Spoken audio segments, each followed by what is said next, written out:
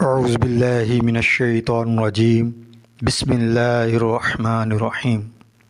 حالت حمل میں درد سر ہو تو مربع ہرڑ 1 عدد یا گلقند 20 گرام کھائیں۔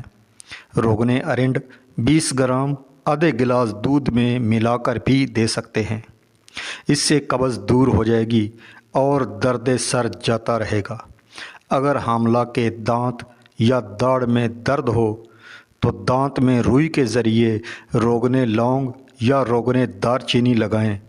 اگر حالت حمل میں توق کی زیادتی ہو تو ببول کی چھال 20 گرام لے کر آدھا کلو پانی میں جوش دے کر اس سے چند بار کلی کروائیں۔ حالت حمل میں کھانسی ہو تو سہاگہ بریاں 10 گرام، ملٹھی 10 گرام، گوند ببول 5 گرام، سب ادویات کو پیس کر باریک صفوف کر لیں۔ اس میں سے 1 گرام لے کر تھوڑے سے شہد میں ملا کر چٹائیں۔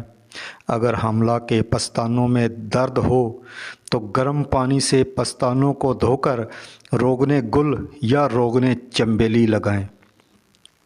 حالت حمل میں دل کی دھڑکن ہو تو سیب کا مربع 20 گرام لے کر چاندی کے ورق میں لپیٹ کر کے صبح و شام کھلائیں، 10 دن استعمال کروائیں۔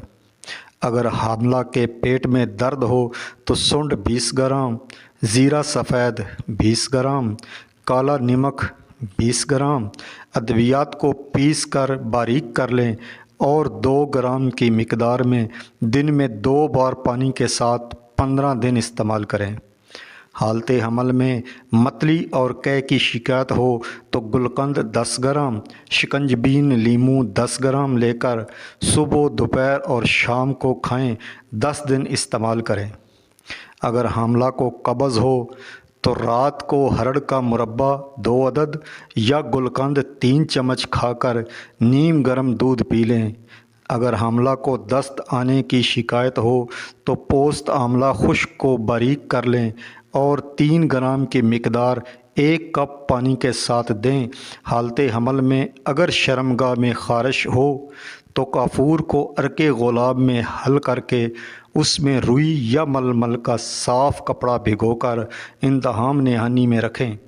حالت حمل میں پیچس کی شکایت ہو تو تخم ریحان 10 گرام، عرق گلاب 150 گرام میں پکا کر کھانا مفید ہے۔